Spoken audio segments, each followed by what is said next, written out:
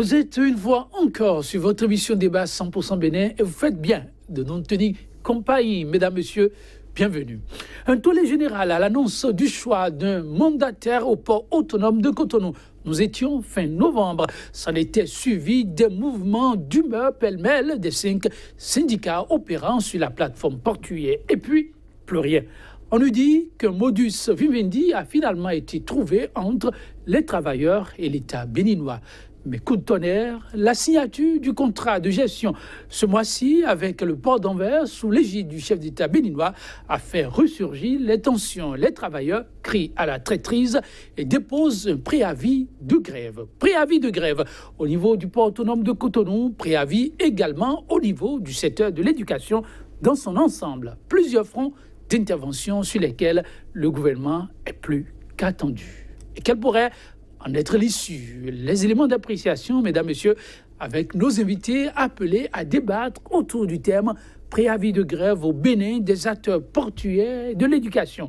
Banalité ou véritable menace à la stabilité sociale. Mais avant d'aller amplement dans le fond de ce sujet, découvrir nos invités, du coup, nous allons faire un détour avec notre confrère qui nous attend déjà pour feuilleter ensemble ce qui fait l'essentiel de la une ce jour, la revue de presse.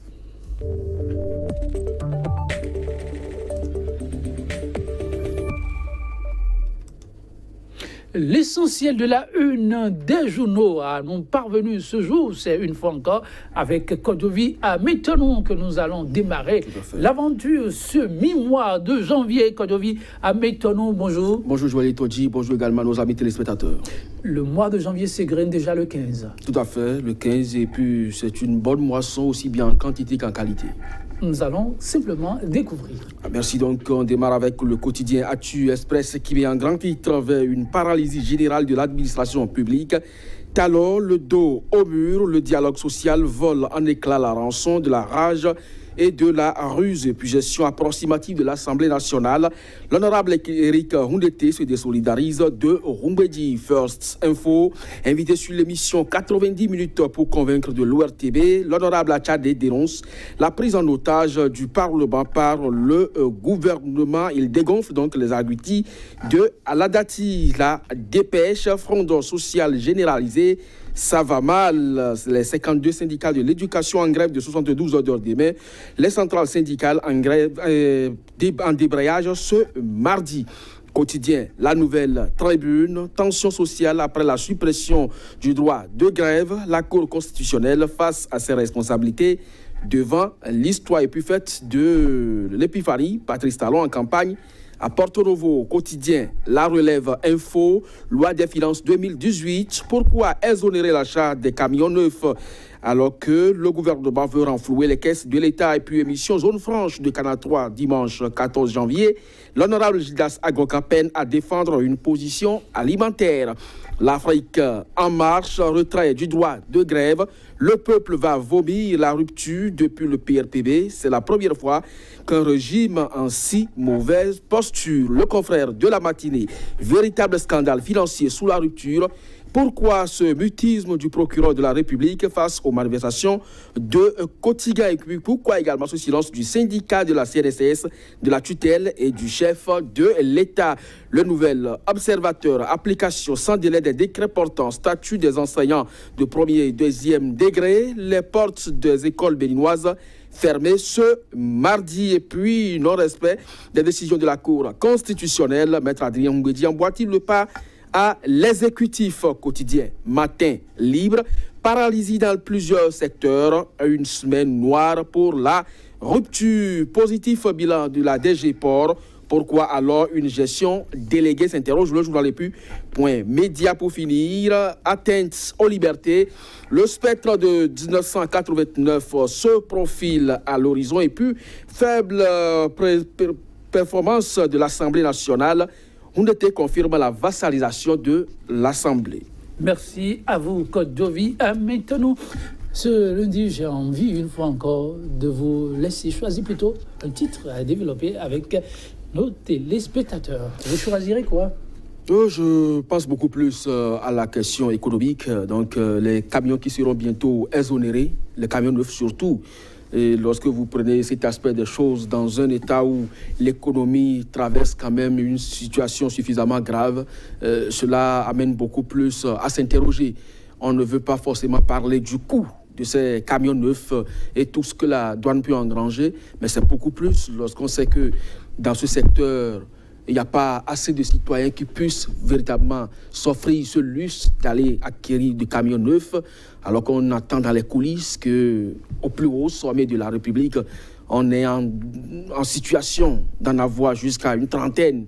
Et cette trentaine devrait servir à rallier le port central de Cotonou, et donc au port sec qui est à Lada. Et donc tout le monde sait à qui Atral appartient.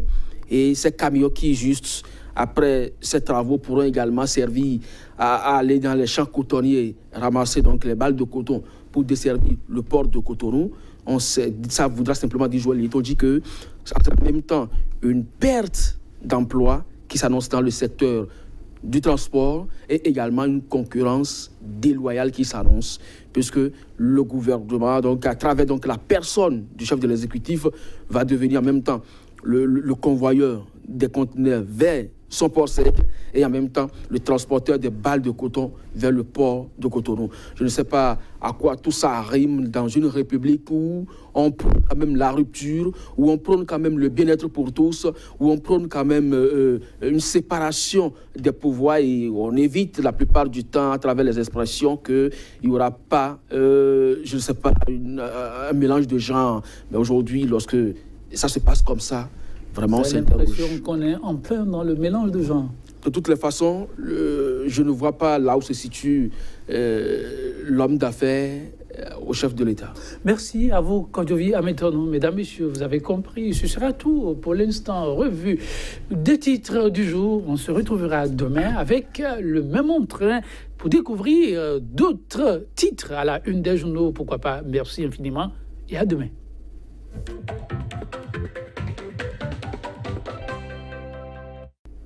Vous êtes une fois encore sur votre émission débat 100% Bénin et vous faites bien de nous tenir compagnie. Mesdames, Messieurs, bienvenue.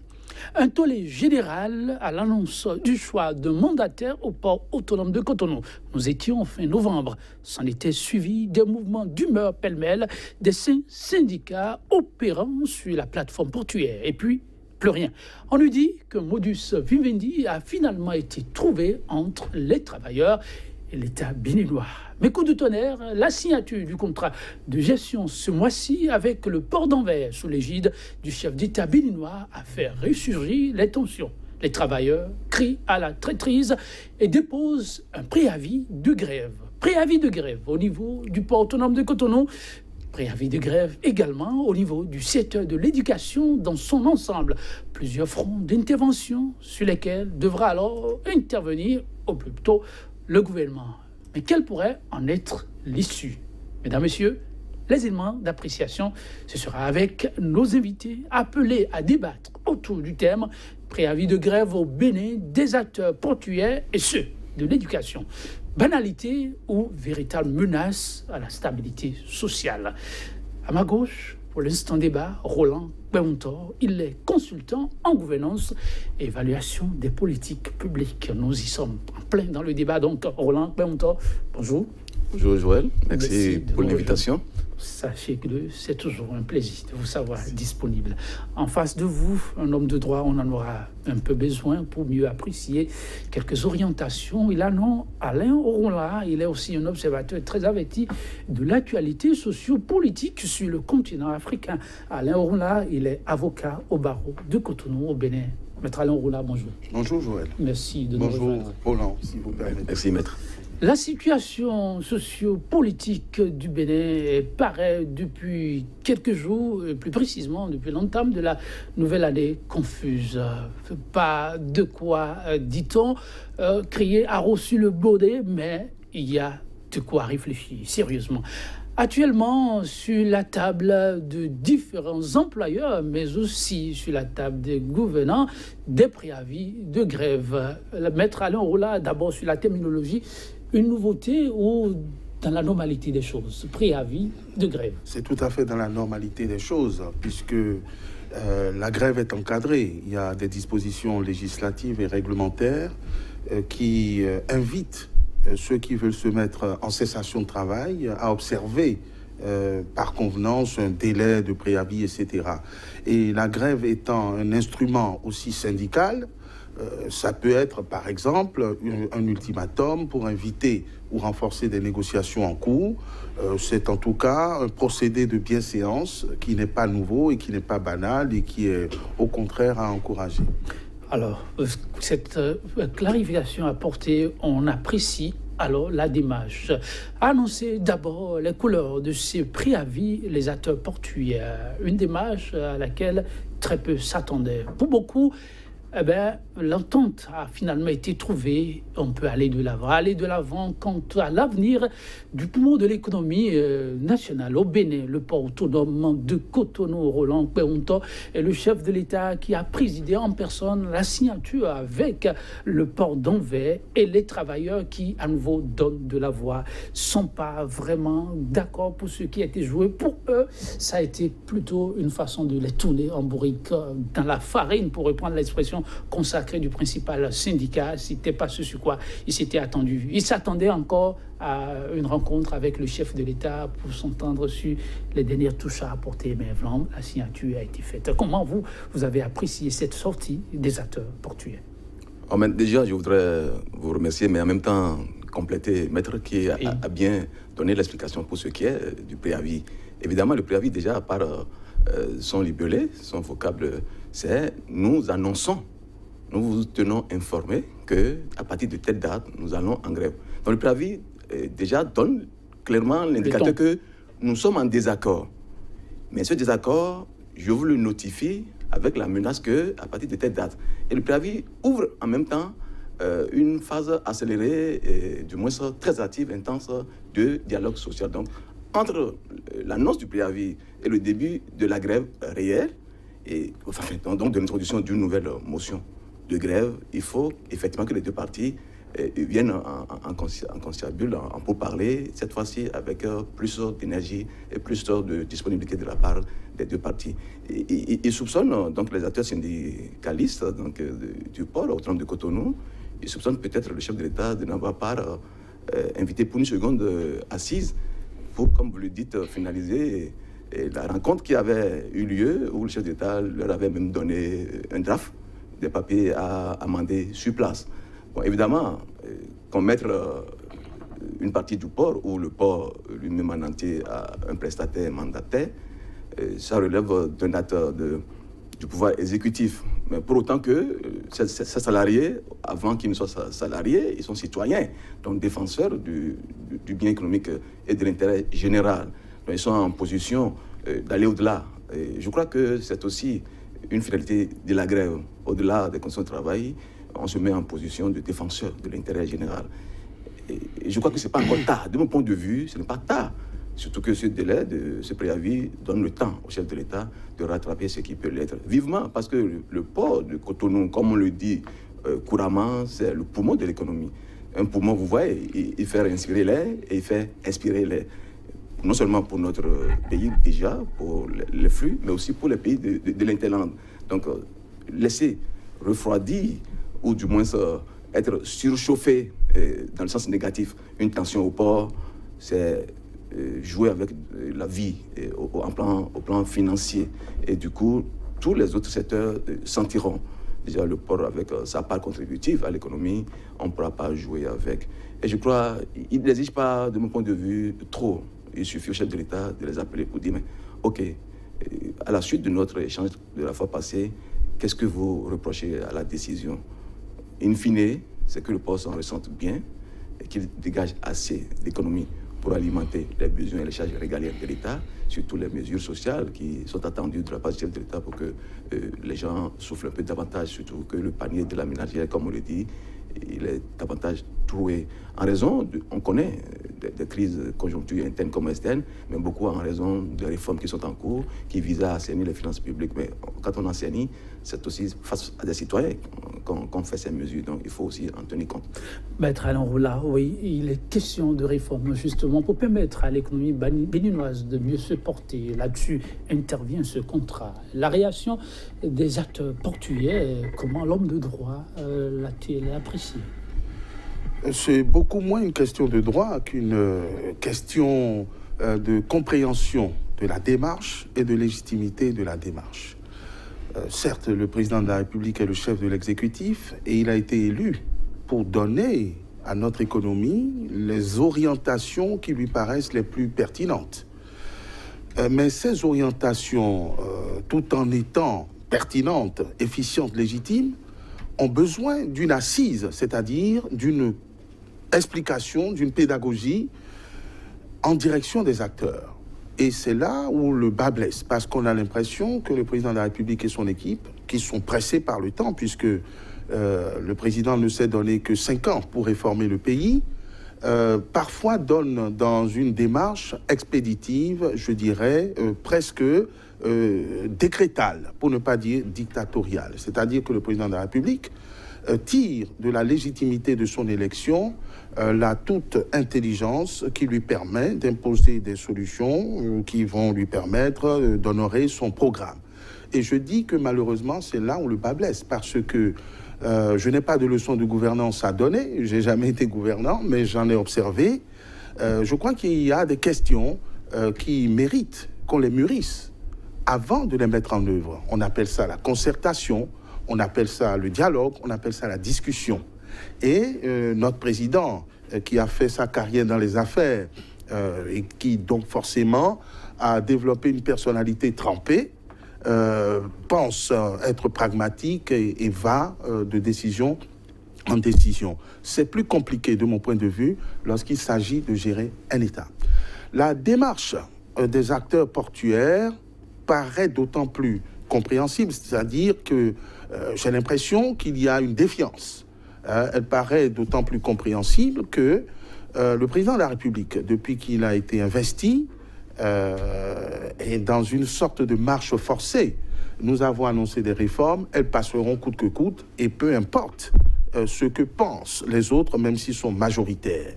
C'est le poumon de l'économie, comme vous dites, et c'est tout à fait compréhensible que les acteurs portuaires, qui sont aussi des citoyens, pensent qu'on est en train de vendre le pays à des puissances étrangères, coloniales, parce qu'on sait ce que la Belgique a fait dans d'autres parties du continent, on sait ce que les Français ont fait, et quand je reviens à la campagne, je crois qu'on a bouté dehors un candidat, non seulement parce qu'il sentait trop le yaïsme, mais surtout parce qu'il était soupçonné d'être aux mains des puissances coloniales.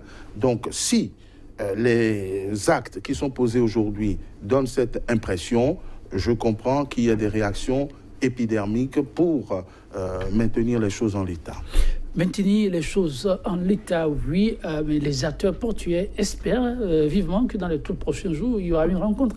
Mais celle-là sera la bonne. Mais quand on prend le chef de l'État, surtout lors de sa dernière sortie, où il a manifesté toute sa volonté pour le dialogue et l'appel pressant lancé aujourd'hui par les acteurs portuaires, est-ce qu'il y a de craintes à avoir ou espérer vraiment une porte de sortie pour boucler définitivement ce dossier?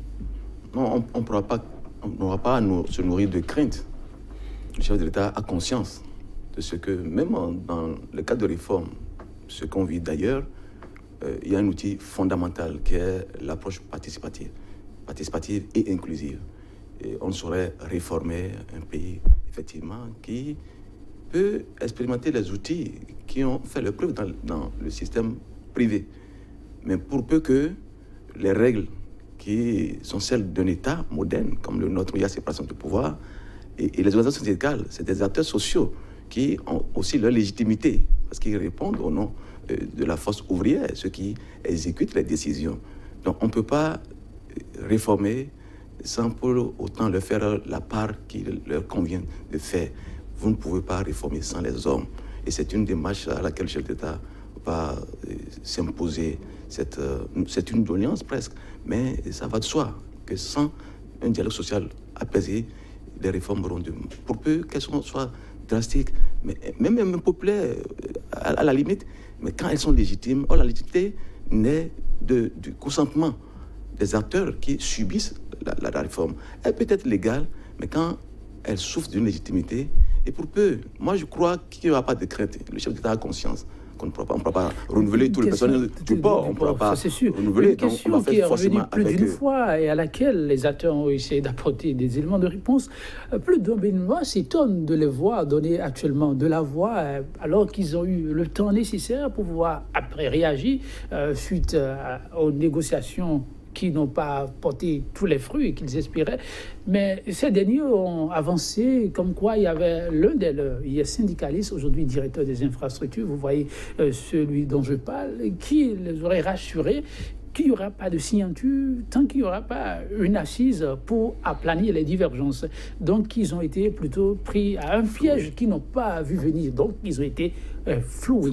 Là-dessus, cette donnée ajoutée à la nouvelle situation que cela annonce, pensez-vous qu'il y a vraiment là une issue encore pour eux, alors que la signature elle-même a été consommée? Non, et puis quand on a une convention d'un État avec un prestataire, fut-il aussi une institution de haute portée que nous connaissons, le port d'Anvers, qui est en Belgique, il n'y a pas de clause qui ne soit pas révisable. Et si les dispositions contenues dans cette convention avec ce port belge, parce que c'est sûr, les secteurs portuaires auraient pu lire certaines parties, forcément, qui pourraient leur paraître un peu aliénantes. À la limite, je ne sais pas. Mais ce qui est sûr, s'ils sont revenus à la charge, non seulement ils soupçonnent qu'on ne les a pas rappelés, mais c'est sûr, ils ont vu des parties qui leur paraissent certainement un peu trop léoniennes, qui donnent trop la part belle. Certainement, je soupçonne qu'à ça ne tienne. On ne peut pas avoir à faire avec des hommes et craindre que le dialogue n'est pas possible et qu'ils n'aient pas la capacité de se surpasser pour mettre un peu à plat les divergences. C'est possible, mais pour ça, il faut davantage un effort supplémentaire de la part du chef de l'État. Parce que oui, il faut le reconnaître, le chef d'État est un président d'exception. Et puis, en tant que réformateur, il doit se souvenir de comment nous attendons beaucoup de lui. Et puis, quelles réformes vous pouvez mener si vous ne vous associez pas avec les acteurs? Nous sommes prêts parfois à des réformes drastiques, même impopulaires. Mais il faut que nous ayons un horizon. L'une des difficultés aujourd'hui, quand vous faites allusion un peu à ce revirement de comportement de la part des acteurs sociaux du port, qui vous dit qu'ils ne sont pas en lien avec les autres acteurs sociaux, les autres secteurs qui sont menacés du droit, du retrait du droit de grève. Tout est dans un système de maillage qui est intelligent. Ils ne vous diront pas qu'ils sont en train de faire une action de solidarité de corps avec les autres secteurs, mais rien n'est exclu aussi. Donc, à cela. Pour déjouer ça, il faut la rencontre avec le chef. Tout à fait. Vous voyez le secteur éducatif aussi, qui n'est pas concerné. On y revient tout à l'heure, oui, ils ont avancé mais qui se mobilise déjà par on va apprécier. Anticipation. Oui, Alain, vous les avez suivis dans cette démarche. Le citoyen lambda s'interroge, comme je le disais tout à l'heure à votre vis-à-vis, comment se fait-il qu'ils ont laissé opérer la signature et ensuite revenir à la charge, même s'ils l'avancent, avoir été floués? On leur a dit, attendez, on va vous recevoir. Et puis, cette rencontre n'a jamais eu lieu. Et ce qu'ils découvrent par la suite, c'est la signature. Mais écoutez, est-ce qu'ils auraient pu empêcher le président de la République de signer quand lui, il a décidé de faire venir ses partenaires? Difficile. Sauf si je comprends votre question par pourquoi ils n'ont pas déclenché plus tôt un mouvement de résistance. C'est ce qu'il faut comprendre, parce qu'en réalité, il n'y a pas eu de discussion, il n'y a pas eu de dialogue. Si je m'en tiens aux images vidéo qui ont circulé à propos de cette rencontre entre le président de la République et les acteurs et syndicats du port, il s'agissait véritablement d'une séance où le président de la République a tensé le personnel donc, du port. Il leur a expliqué qu'il n'y avait pas de compétences au Bénin. Bien sûr, on connaît le désert de compétences, mais qu'il n'y avait pas de compétences au Bénin pour diriger ce port.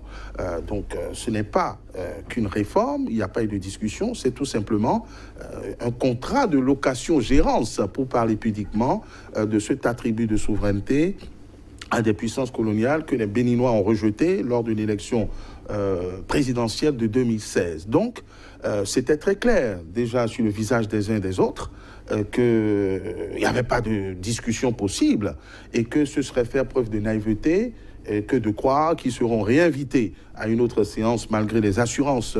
Alors là, quelle sens donnez-vous à ce qui s'observe actuellement? S'ils prennent cette position alors qu'au départ, c'était clair à leur niveau que c'était bien consommé? Non, mais vous avez parlé de l'intervention de M. Jacques Ayadi.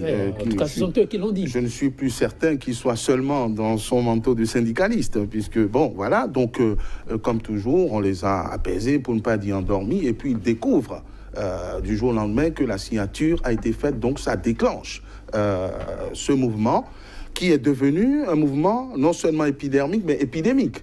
Parce qu'il y a un problème de contagion qui se pose. Je veux dire, on est en train de rentrer dans la fronde sociale, et je suis d'accord avec Roland, il y a probablement de la concertation, parce que le contexte actuel, c'est de dire que, finalement, parce que la démarche du président de la République n'est pas inédite, le président de la République nous a habitués à son style dès les premiers jours de gouvernance, à savoir dialogue social, mais peu pour lui. Je ne le dis pas méchamment. Donc, il a ses braises, et donc un calendrier, un emploi du temps, un rythme, il faut aller vite, il faut réformer, il faut aller.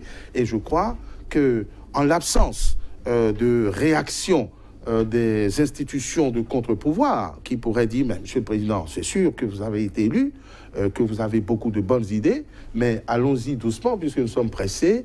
Je crois que tout ce qui reste, c'est sauf qui peut, et je crois que c'est ce qui est en train de s'exprimer par cette fronde sociale. C'est mon petit point de vue. Votre petit point de vue, sauf qui peut, peut-être, oui, a raison. On pourrait aussi comprendre la réalité sur le terrain et qu'il n'y a pas que ce secteur qui soit concerné par ce préavis. On annonçait également les couleurs, les acteurs de l'éducation, tous sous-secteurs confondus, et secteurs de l'enseignement maternel, primaire, secondaire et même supérieur. Les revendications restées sur tapis, non encore satisfaites, ont tous été remises à plat. Et expressément, un appel a été lancé à l'autorité pour que suite soit donnée à ces revendications. Roland Perrontor, la préoccupation telle posée par les acteurs de l'éducation relève-t-elle réellement d'une volonté de voir les revendications non satisfaites définitivement apurées, ou c'est comme vous le dites, c'est bien la face cachée de l'iceberg? Non, on a couramment l'habitude de dire que la meilleure défense, c'est l'attaque. Voilà. Et les questions soulevées par nos amis du système éducatif, dont nos enseignants, ça porte sur les conditions de travail. C'est soit des actes en retard de parution, soit c'est des relèvements de primes, soit c'est des intérêts de la densification des masses et des effectifs, des masses horaires et des effectifs. La question de formation et de la reconnaissance de certains diplômes à l'entrée de nos écoles normales de formation qui ne sont pas... Donc, et surtout les retards dans certains actes qui ne paraissent pas comme ils le souhaitaient. Essentiellement, c'est des conditions de travail et de certains avantages, qu'à cela ne tienne. Ça, rien ne vaut l'éducation, comme on le dit. Et même quand je vous surprendrai, quand on a introduit les tests sur le retrait du droit de grève pour les secteurs sécurité, santé et justice, mais je voudrais dire, mais ces trois secteurs ne sont pas si stratégiques que l'éducation. Donc, le secteur le plus stratégique, le plus sensible et le plus essentiel pour une nation qui se veut moderne. Parce qu'il y a de richesses que d'hommes, mais les hommes qui font la richesse d'un pays, c'est des hommes bien formés, bien éduqués, bien instruits. Quand Roland le dit comme ça, aurait-il dit qu'on aurait bien fait en commençant par le secteur de l'éducation? Non, non seulement ces trois secteurs indexés, sécurité, santé et justice, sont importants, mais il faut étendre cette démarche-là. La démarche de suppression du droit de grève. Bon, je ne parle pas de suppression, ne me livrez pas en partie. J'ai aussi un passé syndicaliste évident. Tout à fait. J'ai un regard social sur tout ce qui se passe. J'ai été secrétaire général du syndicat de mon ministère pendant 5 ans. J'ai été chef de département éducation et formation syndicale à la CSA Bénin pendant aussi presque 6 ans. Donc je comprends ce qui se passe. Mais nous parlons d'un pays qui s'appelle le Bénin, qui a été indépendant en 60, qui a 57 ans d'âge, 58 ans bientôt, et qui, en 90, a pris un nouveau départ, qui fait plus de 27 ans déjà. Mais de vous à moi, vous avez vu que nous n'avons pas répondu à la promesse à laquelle nous étions appelés, le développement. Ouais, pour un petit territoire comme le nôtre, moins de 115 000 km², pour une population aussi faible. Il y a des villes, des petites villes d'un pays qui consomment nos 10 millions, nos 12 millions d'habitants globalement. Votre argumentaire, Roland, l'argumentaire, c'est quoi? Oui, votre argument, je vais vous faire une petite brèche, on va évoluer, c'est dans la même ligne droite. Votre argumentaire est épousé par le chef de l'État. Je ne sais pas si vous l'avez suivi attentivement. C'est les mêmes arguments qui tiennent. Oui, avec une nuance. Oui. Je vous dirais d'abord que nous sommes en crise. Parce que le retrait, la question de grève, les limitations peuvent être dues à des services qu'on qualifie d'essentiels, à des agents, des fonctionnaires qui exercent l'autorité de l'État, mais c'est aussi dans des États où nous proclamons qu'il y a crise. La crise, c'est que nous ne sommes pas allés au développement, c'est aussi une sorte de crise. Mais en même temps que nous engageons une telle réflexion, ça ne peut pas être d'autorité d'une partie des institutions de décider. C'est un débat national. Et vous avez vu comment les députés, je ne vois pas les députés comme d'un bord. Je ne veux pas de la représentation nationale. Vous avez vu le caractère expéditif dans lequel ils ont fait ce vote-là. Ça ne respecte pas le peuple. Or, je suis favorable. Non, je le dis clairement. Je suis favorable au retrait pour des questions de crise, de développement. Oui, tout à fait. Nous ne sommes pas seuls dans le monde. Nous sommes dans des politiques d'intégration sous-régionale. Notre vitesse n'est pas une vitesse que nous devons adapter à nous-mêmes. Je vous dis par exemple que des citoyens, avec leur véhicule, vont au Ghana les week-ends pour aller réparer leur véhicule. Et là, c'est des fuites de capitaux, de devises. Parce que nous avons un système professionnel qui n'est pas adéquat. Et tout ceci relève un peu de la gestion de la cité. Vous savez, nous avons des difficultés économiques. Mais quand on tient le discours que je tiens, j'ai conscience de l'importance qu'est la grève. La grève, au-delà même de la défense des conditions de travail, la grève est aussi un moyen de freiner l'arbitraire et l'autoritarisme. Trois aspects importants que vous avez évoqués. Et c'est là le défi auquel le chef d'État est soumis aujourd'hui. Par exemple, je crois, un indicateur simple. Quand on a voulu faire le dernier gouvernement, imaginez un gouvernement qui quitte la taille de 21 et qui va à la taille de 17-18, par exemple. Ça donne un indicateur de l'austérité et de la conjoncture économique financière défavorable qui nous caractérise. Et quand on a augmenté les salaires du chef de l'État, des ministres et des préfets, et qu'on n'a rien annoncé aux autres salariés de la fonction publique, quand on s'est tué, il faut donner une vision. C'est-à-dire, pour ce qui est des traitements salariaux et des avantages, quand on a touché à ceux-là, qui n'étaient pas d'ailleurs les plus pauvres de la République, quand on a nivelé par ceux-là, il faut en même temps prévenir les grognes et les contestations pour ne pas avoir une attitude que les gens qualifieraient d'asymétrique et socialement injuste. Il y en a beaucoup qui soupçonnent aujourd'hui que d'autres acteurs nommés politiquement sont en train d'être bénéficiaires des actes de décret qui augmenteraient. Dans une période comme celle-là, dans un contexte comme celui-là, c'est difficile d'engager des fronts de lutte comme ce que nous voyons. Donc le chef de l'État est appelé à davantage écouter. Et la vitesse des réformes, je suis d'accord, mais il faut s'ouvrir davantage. Maître Alain Rolla, oui, aujourd'hui, ce sont les acteurs de l'éducation qui renvoient la balle, comme pour rebeloter, mais pour d'aucuns, ce n'est vraiment pas gai à voir et ça ne présage rien de bon que cela vienne s'ajouter au lot non encore réglé. Ça frise plutôt de l'étincelle dans l'air. Écoutez, chaque saison et ses mots. Je crois que le Parlement a ouvert la rentrée de la fronde sociale. Le Parlement?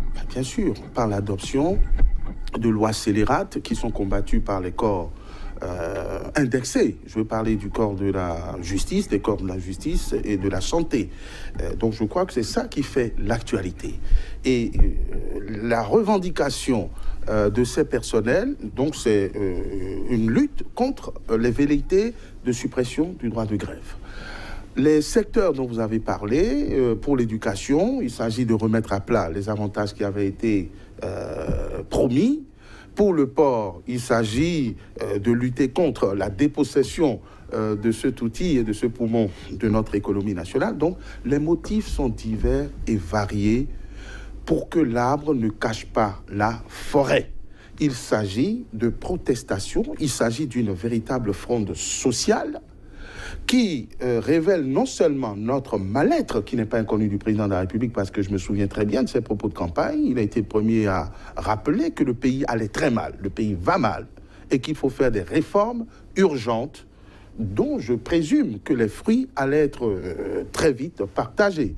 Or, cela fait bientôt 2 ans que le président de la République est installé, qu'il engage ses réformes, plus contestées que acceptées, et que la marche forcée continue.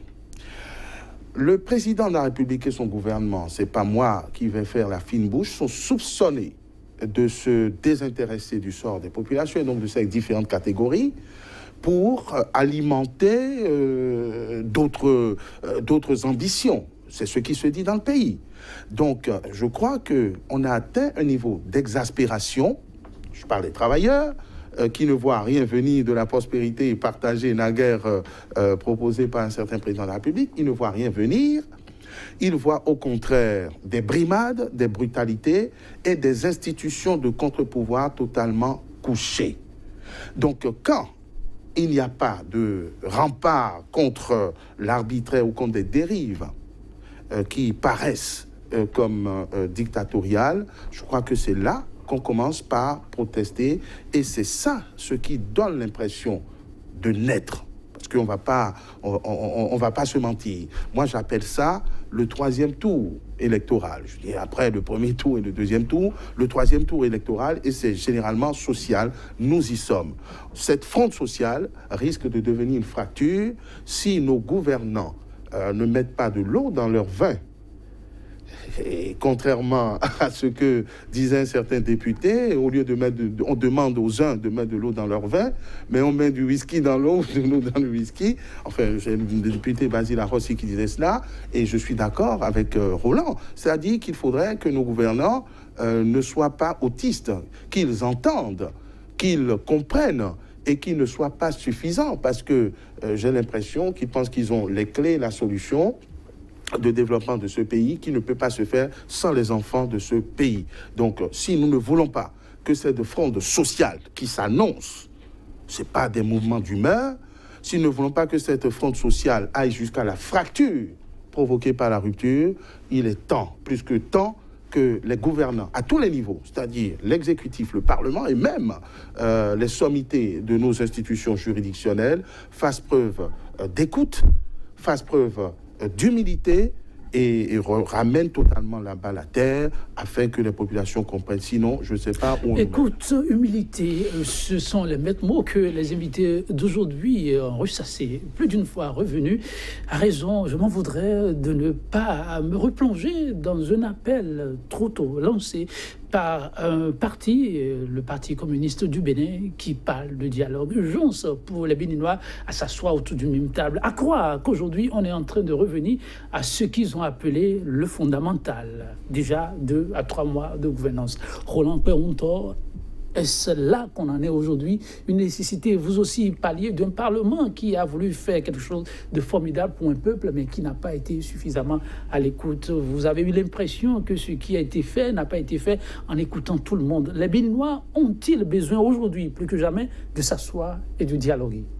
Oui, c'est nécessaire. C'est nécessaire parce que progressivement, d'année en année, au fil des années, nous avons un peu comme rompu le pacte social de 90. Issu de la conférence nationale des forces vives de la nation, bon, si je me répétais, et que parce que nous ne sommes pas... Mais il faut le reconnaître. Peut-être que je ferai un saut dans un monde un peu difficile. Sociologiquement et culturellement, nous n'avons pas été éduqués pour travailler ensemble. On connaît un peu l'histoire de notre pays, les royautés, les clivages ethniques, et puis la colonisation qui nous a aussi divisés, la traite négrière, ou avec nos histoires culturels, nos mœurs, nos us et nos coutumes qui nous ont divisés. C'est difficile à 2 ou 3 Béninois de travailler ensemble. Vous avez vu que nous savons faire l'individualisme. Or, dans un monde contemporain, dans un global village mondialisation, l'individualisme ne porte pas. Même vous pouvez être compétent. Donc, les grands succès et les grandes avancées sont du fruit du collectivisme. Mais nous sommes contraints de travailler maintenant. Et pour le faire, effectivement, il faut beaucoup d'humilité, beaucoup d'écoute. C'est la question, c'est la clé des enjeux auxquels nous faisons face aujourd'hui. Les gens seront volontiers solidaires au retrait de droits de grève si en contrepartie, ils n'ont pas des menaces. Ils ne craignent pas à des décisions qui leur seraient imposées alors qu'ils auraient été déjà dépourvus de l'âme qui leur paraissait fatale. Ouais. Or, pourquoi effectivement?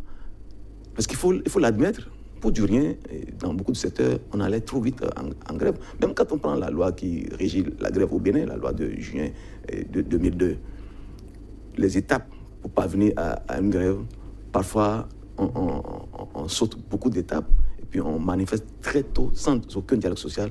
Mais parce qu'effectivement, et vous le rappelez à l'entame de vos propos liminaires, que rien n'a été, ce que Michel Adjaka, le président de l'organisation syndicale des magistrats, quand il rappelait que rien n'a été obtenu de bon gré de la part du patronat, qu'il soit étatique ou privé. Vous voyez, ça veut dire pourquoi on a laissé les travailleurs faire usage à chaque fois de la grève avant. Et vous avez vu, par exemple, dans le secteur de la santé, on a laissé 1 mois, 2 mois. La situation pourrie avant de revenir. Or, nous sommes dans un secteur où quand les gens meurent, quand les gens concluent après les accords pour rappeler les avantages qu'on concède finalement, pour que les gens reprennent, les gens ont trépassé. Ils ne ressusciteront pas parce qu'il y a plus Jésus-Christ vivant ici maintenant pour les ressusciter. Enfin, que pardon me soit accordé par la Providence. Mais vous voyez les difficultés. Donc, quel mécanisme? Donc, nos institutions de 90 ont atteint leurs limites. Donc, il faut un ordre constitutionnel nouveau, où la notion de séparation de pouvoir aurait véritablement son sens. Qu'est-ce qui peut amener le gouvernement aujourd'hui, en pensant à retirer le droit de grève, à mettre un mécanisme en place pour que les désaccords, les conflits sociaux de travail, en milieu de travail, ne soient pas de la seule prérogative du chef de l'État, donc employeur étatique, à donner satisfaction ou non. Donc il faut dans les différents, même au lieu d'attendre que ce soit dans les statuts particuliers, la loi en même temps qui retire le droit de grève doit annoncer les mécanismes de plein droit pour qu'en cas de différend, il y ait une troisième institution qui connaisse du différend et qui arbitre, comme une juridiction qui connaît, dont la décision aurait force exécutoire. Donc des préalables à régler. Des préalables à régler pour donner un environnement institutionnel apaisé aux acteurs, pour que l'arbitraire, effectivement, parce que ce n'est pas forcément le chef de l'État actuel qui serait de mauvaise foi. Mais si on légifère pour aujourd'hui, effectivement, mais pour l'avenir, on ne va pas retirer le droit de grève pour 5 ans, pour 10 ans. Ce serait un constat. Oui, c'est l'autre inquiétude de plus d'un. Donc, s'asseoir pour les Béninois est plus qu'une urgence. Mais pour autant que la légitimité du chef d'État élu en 2016 ne soit remise en cause, parce qu'on ne fera pas peut-être une conférence des forces vives bis, pour qu'on parle d'une précision. Ils sont nombreux à la porter, ils s'assoient, mais ils s'assoient autour de ce qui divise, et non une remise en cause d'une légitimité manifestement reconnue par tous. Mettre à l'un ou là, la situation, elle est là, sans la pourriture, mais qui, pour désormais, aider les Béninois à s'asseoir autour d'une même table. Plus d'une fois, les acteurs sociaux ont donné de la voix, mettant presque en cause la parole du chef de l'État. L'arbitrage viendra finalement d'où? Mais l'arbitrage ne peut venir de nulle part, puisqu'il n'y a plus de personnes ressources. Non, mais dites pas qu'il n'y a plus de personnes au Bénin. Mais est-ce que vous en connaissez qui soient encore crédibles? Enfin, on a parlé de Monseigneur de Souza, il n'est plus. Ancien président, président qui est décédé, il aurait pu avoir cette autorité, cette légitimité. Ne demandez pas que le président Talon accepte une médiation du président Yahya Boni.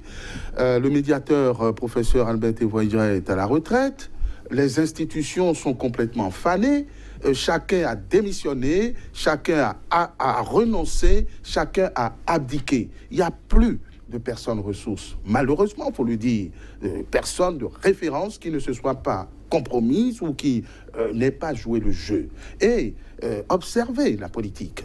Les députés, hier, acquis au président Yahya Boni, sans que nous ne soyons passés à une élection législative après l'élection du président Talon, se sont totalement retournés. Il a trouvé un bloc de la majorité. C'est extraordinaire. Ça veut dire que tout ça manque de sincérité et de crédibilité. Donc, les institutions se sont elles-mêmes mises hors jeu et les personnalités de ce pays qui auraient pu être les arbitres sont devenus des acteurs. N'est-ce pas, de cette querelle. Je pense au président Soglo, que je n'ai pas oublié, qui est là, mais dont vous connaissez les rapports officiels avec son fils spirituel et le candidat qui l'a soutenu. Donc, nous sommes dans l'impasse.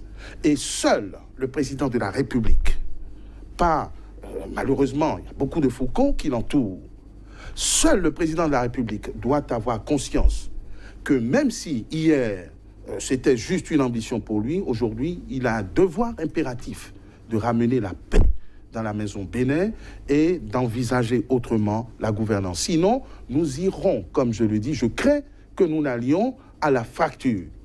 Et ça ne sera pas bon. Alors, si ça peut déboucher, pas sur une conférence bis, parce que, comme le relève Roland, les institutions issues de cette conférence ont montré leurs limites dans tous les domaines. Je n'ai pas d'institution qui ait montré une certaine crédibilité ou une crédibilité certaine. Mais moi, j'irai plus loin en disant que la conférence de 90 a permis peut-être de résoudre un problème, celui du PRPB, et de mettre provisoirement hors jeu le président Kérékou qui était rentré dans une dérive. Mais que cette conférence a été animée par les mêmes qui ont continué de gouverner et de tirer profit de ces flous institutionnels jusqu'à ce jour. Et effectivement, le Parti communiste est bien inspiré d'inviter à un nouveau pacte social pour non seulement le renouvellement des institutions, mais le renouvellement de la classe politique dans son entièreté, dans son intégralité, si nous voulons faire un bon travail. Une nouvelle génération? Pas une nouvelle génération, mais une autre race. Moi, je ne fais pas dans le jeunisme, je ne dis pas qu'il faut forcément avoir 15 ans ou 20 ans et qu'il faut exclure ceux de 70 ans.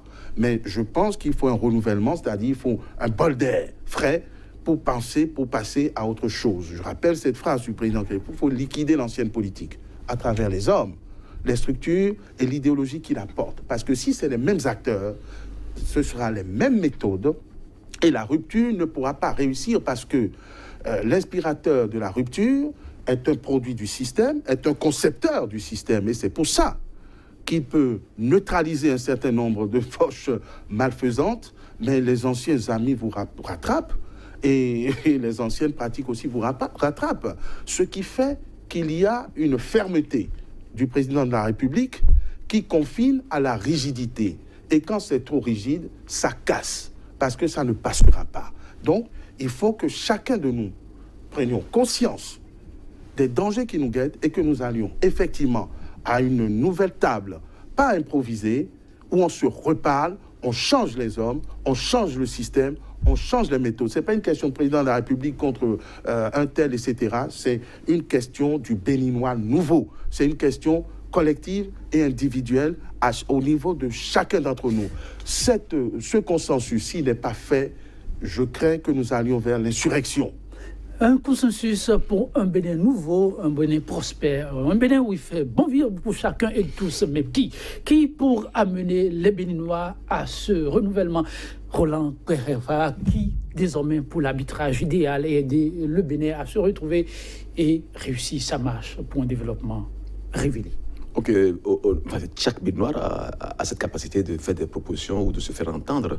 Mais vous avez une acteur clé, c'est le chef de l'État. Parce que, rappelons-le, Maître Alain nous le disait avec brio, nous sommes dans un régime présidentiel fort.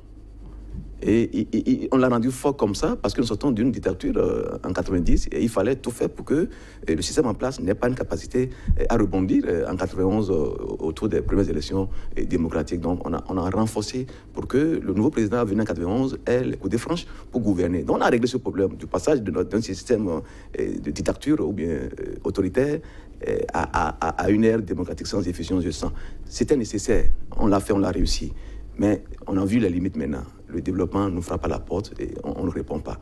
Et le chef d'État demeure dans le système institutionnel au jour d'aujourd'hui. Il n'y a rien devant le chef d'État. Et c'est en cela que l'humilité doit beaucoup l'habiter. et surtout en tant que président d'exception, il faut l'insister, dans un contexte de transition. Et de transition proclamée, et nous voulons le soutenir dans ce sens. Mais la meilleure gouvernance, c'est la gouvernance par l'exemple. Par l'exemple. Et nous voulons une austérité partagée pour que la richesse partagée, la prospérité partagée advienne. Donc, pendant qu'on demande des efforts, il faut que les efforts soient équitablement répartis. Moi, je crois par exemple qu'au cœur du débat, c'est une machine qui est inversée, la fonction publique. La fonction publique. Et pour les 15 ans au-delà, je viens de faire 16 ans dans la fonction publique, au fil des années, depuis que le colon a quitté l'administration publique et l'a confiée aux Béninois, nous l'avons vassalisée. Elle est une machine contre-performante. Tous les diagnostics le proclament, que ce soit FMI, la Banque mondiale, la BAD, la BID. Et nous-mêmes, dans nos rapports, nous proclamons, et c'est une vérité, l'administration publique, la fonction publique est une machine contre-performante. Elle n'est pas au service du citoyen. Mais quand on veut y aller, il ne faut pas des réformes isolées. Il faut poser le débat au plan national. Et le premier pas, c'est de revenir à la charge sur la révision constitutionnelle. Même attendre les législatives de 2019 pour aller à la réforme constitutionnelle, c'est trop calculé. Il faut poser le débat. Sérieux, parce que le droit de grève, par exemple, c'est un fondement constitutionnel. Encore qu'il n'est pas un droit absolu au vrai sens du terme. Mais nous devons poser le débat clairement. Le débat de développement. Une fois encore, mesdames, messieurs, vous pouvez le constater, oui, l'appel à un débat, un dialogue social tout de même. La préoccupation revient, elle devient lancinante, plus que insistante à chacun. Mais ici, clament les acteurs sur ce plateau. Oui, seul le chef de l'État a le mot magique pour permettre au Bénin de rebondir. Je ne conclue pas encore, je leur laisse la parole pour pouvoir conclure. Oui, Roland Kouéonto, si vous devez conclure, vous diriez? Non, je dirais que le chef d'État fera beaucoup preuve d'humilité. On comprend, parce qu'il a annoncé les réformes, c'est un réformateur. Et dans l'histoire du monde, il n'y a pas de réformateur qui soit populaire pendant qu'il est la nation, mais pour que les réformes soient habillées de légitimité. Et pour ça, il faut une gouvernance participative et inclusive. Et il faut aussi un peu de l'équité dans tout ce qui sera fait. Merci beaucoup, Maître Alain Rolla. Je suis obligé de refaire une digression. On dit qui veut la paix prépare la guerre.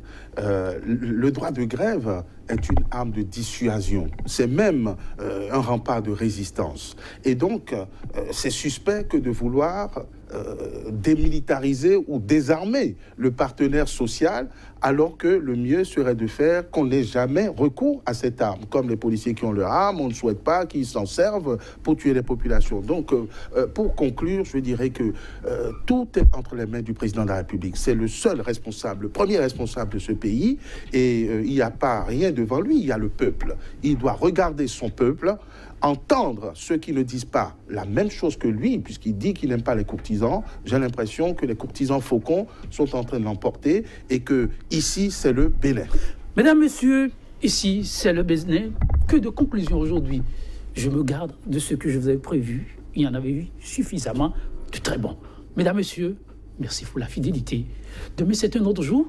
La déception ne sera pas au rendez-vous. Toujours la même disponibilité. Merci. À très vite.